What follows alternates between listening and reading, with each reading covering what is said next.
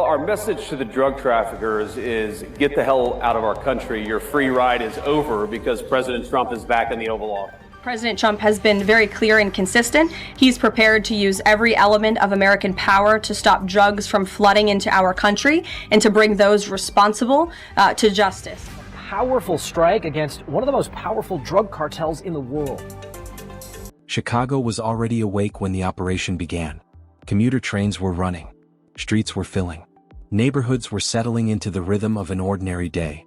Nothing about the morning suggested that one of the largest coordinated enforcement actions in recent years was about to unfold. Then the movement started. Federal teams deployed across multiple districts at once, sealing blocks before targets could register what was happening. Unmarked vehicles took positions near apartment complexes, warehouses, and commercial corridors long associated with high-volume trafficking routes. Helicopters remained out of sight. Sirens were avoided. The objective was control, not spectacle. Within hours, the scale became impossible to ignore.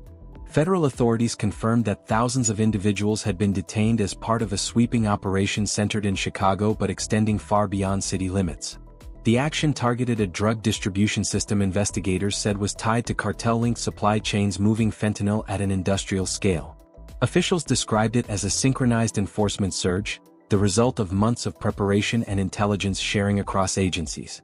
The goal was not to disrupt a single cell, but to fracture an entire network in one coordinated move. According to investigators, the case did not begin with mass arrests. It began quietly years earlier with data. Analysts working narcotics cases in the Midwest had flagged a surge in fentanyl availability that did not align with known distribution patterns. Prices dropped. Purity increased. Overdose incidents spiked in clusters across multiple states. The indicators pointed to a supply chain operating with unusual efficiency. At first, enforcement efforts focused on street-level distribution. Seizures were made. Arrests followed. But the flow did not slow. Within days, the market stabilized. Replacement shipments appeared quickly. That resilience raised concern. Investigators began mapping the network backward. Seizure data was overlaid with transportation records, financial transfers, and communication logs. Patterns emerged. Chicago appeared repeatedly, not just as a destination, but as a coordination hub. Routes converged there. Payments cleared there. Instructions were relayed from there. The city's infrastructure played a role. Major rail yards, interstate highways, and commercial shipping centers allowed large volumes of goods to move with minimal friction. Warehouses blended into industrial zones. Truck traffic was constant. For investigators, the challenge was distinguishing criminal movement from legitimate commerce. The breakthrough came through financial analysis. Federal teams tracking suspicious transfers identified a cluster of accounts processing unusually high volumes of cash-linked activity. The accounts were tied to shell entities that appeared legitimate on paper. Import firms, logistics services, consulting groups.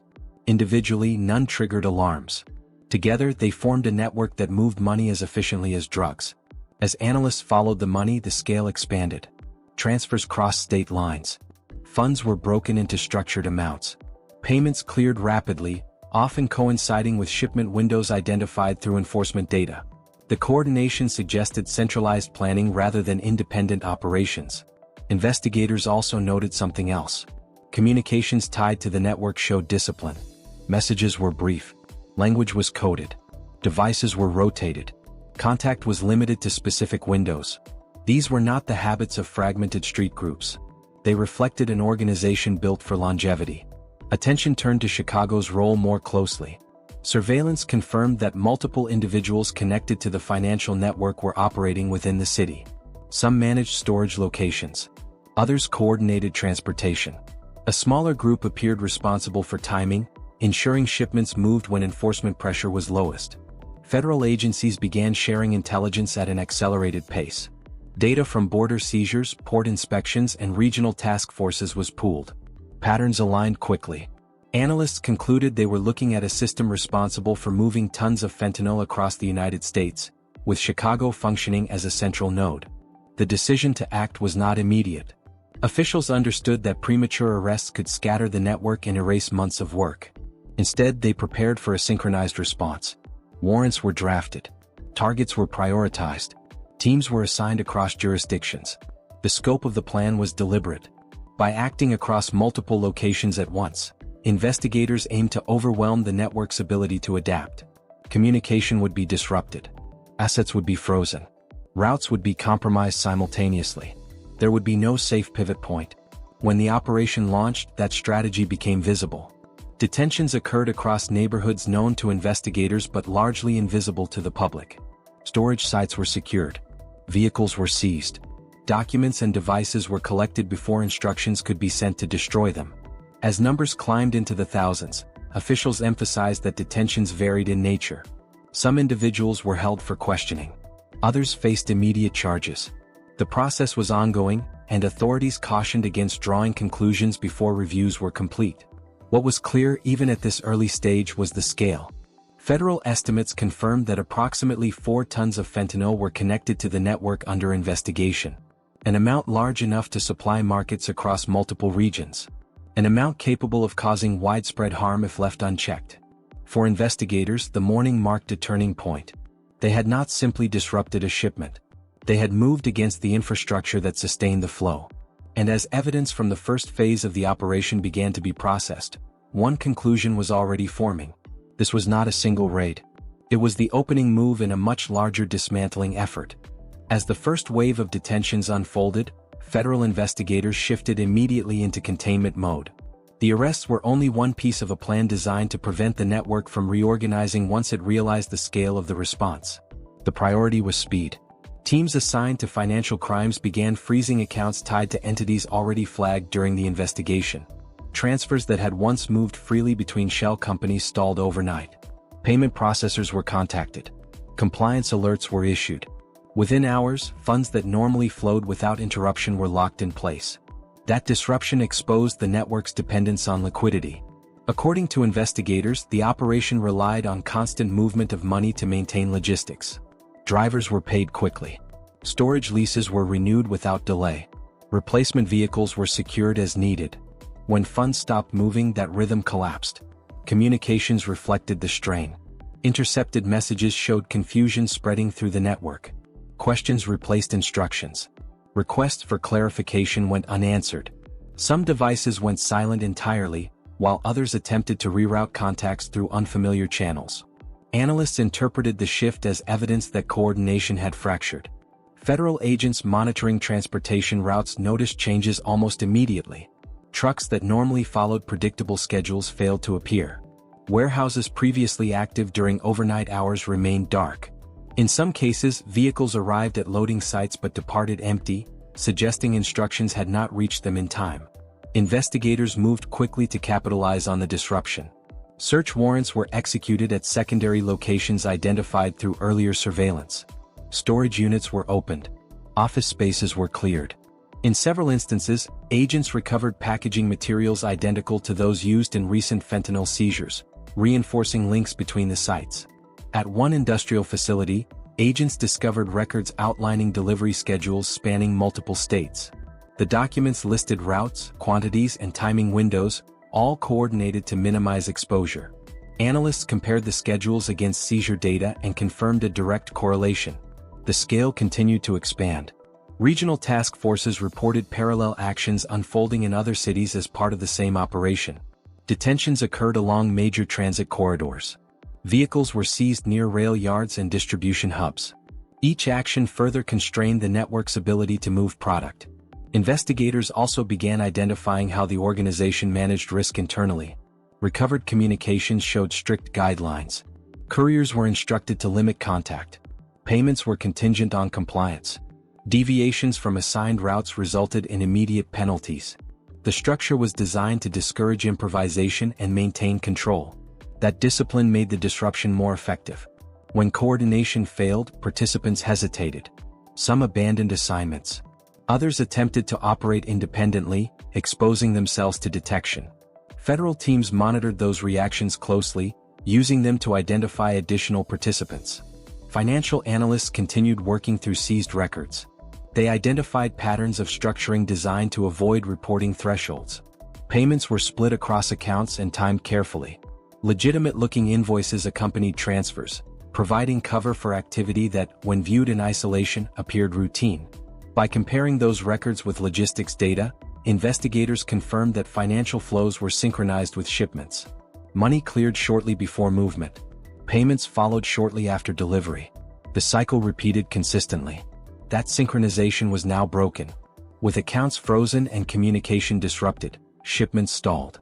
Some loads were abandoned mid-route. Others were rerouted through less secure channels, increasing the likelihood of interception. Federal agencies coordinated closely during this phase. Daily briefings ensured that actions in one jurisdiction did not inadvertently create gaps elsewhere. Information flowed between financial regulators, narcotics units, and regional task forces. The objective was sustained pressure rather than a single decisive blow. Officials emphasized restraint. Not every detention resulted in charges. Investigators reviewed each case individually, distinguishing between peripheral involvement and central coordination. The goal remained dismantling the network structure, not inflating arrest numbers. As the operation progressed, one assessment became clear. The network had been built to withstand isolated disruptions. It could replace drivers. It could reroute shipments. It could absorb losses.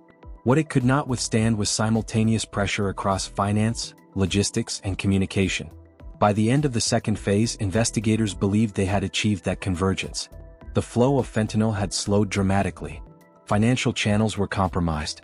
Coordination had fractured. And as federal teams prepared for the next stage, they understood that the network's response would determine what came next. Whether it would retreat quietly or attempt to adapt under pressure remained to be seen. With financial channels constrained and logistics disrupted, investigators turned their focus to understanding how the network had achieved such reach in the first place. The arrests had slowed movement, but the structure behind it remained complex, layered, and deliberately insulated. Federal analysts began reconstructing the organization's hierarchy. Evidence gathered from seized devices suggested that the network did not operate through a single chain of command. Instead, it relied on semi-independent cells linked by timing rather than direct instruction. Each cell handled a narrow function: transportation, storage, finance, or coordination, and communicated only when necessary. This design limited exposure. If one group was compromised, others could continue operating with minimal adjustment. That compartmentalization explained why earlier enforcement actions had failed to produce lasting disruption. Removing a single node rarely affected the whole. Investigators traced how these cells interacted. Recovered schedules showed that shipments were coordinated through shared time windows rather than explicit directives.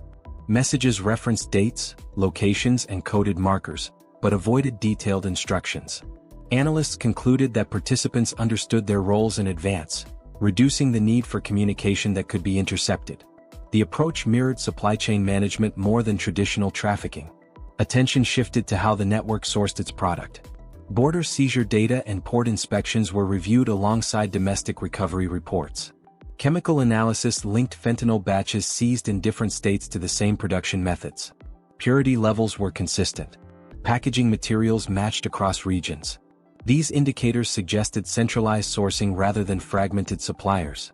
Investigators believed the network had secured reliable upstream access, allowing it to plan distribution months in advance. That stability influenced everything downstream.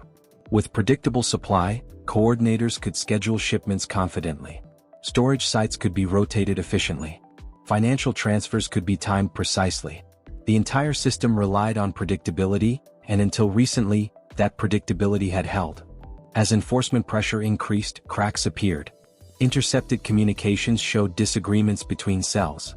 Some argued for suspending activity entirely. Others pushed to continue, believing pressure would ease as it had before. Without clear leadership visible, decisions became inconsistent. Those inconsistencies created exposure. In one instance, a storage location was accessed outside its usual window, triggering surveillance alerts. Agents followed the movement and identified a secondary site previously unknown to investigators. A warrant executed there yielded additional records linking multiple cells together for the first time. The records were significant. They included shipment logs covering several months, cross-referenced with payment confirmations and delivery acknowledgments. Analysts compared the logs with known overdose spikes and seizure dates. The alignment was precise. Federal estimates were revised upward. Based on the recovered data, investigators now believed the network was responsible for distributing approximately 4 tons of fentanyl over the period under review. The volume placed it among the most consequential operations encountered in recent years. The human impact was impossible to ignore. Public health officials briefed investigators on trends that matched the distribution timeline. Overdose clusters appeared shortly after major shipment windows. Emergency response systems reported strain during those periods. The data reinforced the connection between the network's activity and real-world harm. Investigators also examined how the organization avoided attention at scale. They found that distribution was deliberately staggered. Rather than flooding a single market, shipments were spread across cities and neighborhoods. Smaller quantities moved more frequently, reducing the visibility of any one delivery. This strategy kept street-level indicators below thresholds that typically trigger immediate response. The network's financial practices supported that approach. Rather than moving large sums at once, payments were structured into predictable, modest transfers. Invoices referenced routine services. Accounts were rotated periodically. Each step appeared ordinary until viewed in aggregate. Federal agencies began assembling a comprehensive narrative. The goal was not simply to document what happened, but to explain how such a system functioned without detection. Prosecutors emphasized that juries would need clarity, not complexity. Every connection had to be explained plainly, supported by records rather than inference. As the investigation progressed, cooperation increased. Some individuals detained during the initial operation began providing information. Their accounts confirmed what documents suggested. Roles were limited. Instructions were indirect. The expectation was that participants understood the system without being told explicitly. Those statements helped investigators identify decision points. They revealed how timing was communicated, how disputes were resolved, and how compliance was enforced. Financial incentives played a larger role than threats. Reliability was rewarded. Deviations were penalized through reduced payment or exclusion. This approach maintained order without drawing attention. As enforcement actions continued, however, the balance shifted. With coordination disrupted, some cells attempted to operate independently. Others shut down entirely. The fragmentation reduced overall movement but increased volatility. Uncoordinated actions were easier to detect and intercept. Federal teams adjusted their strategy accordingly. Rather than pursuing every lead aggressively, they focused on monitoring adaptation. Each attempted workaround revealed more about the network structure. Each failure narrowed the field of active participants. By this stage, investigators believed the organization was no longer operating at full capacity. Shipments had slowed. Routes were compromised. Financial channels remained constrained. The system that once moved product efficiently was now struggling to respond under pressure. Still, officials cautioned against premature conclusions. They understood that networks of this scale do not disappear overnight. They retreat. They reorganize. They wait for conditions to change. The objective was not to declare victory, but to ensure the disruption was lasting. As prosecutors prepared the next phase of the case, one assessment guided their approach. The network's strength had come from its structure, not its secrecy. That structure was now exposed. And once exposed, it could not function the way it had before. Whether it could function at all would depend on what came next. As the investigation entered its fourth phase, federal teams shifted from disruption to consolidation. The goal was no longer to slow the network, but to understand how its influence had extended so widely without triggering earlier intervention. The answer, investigators believed, lay in normalization. Financial reviews showed that many transactions tied to the operation had passed through legitimate systems without resistance. Payment processors flagged nothing unusual.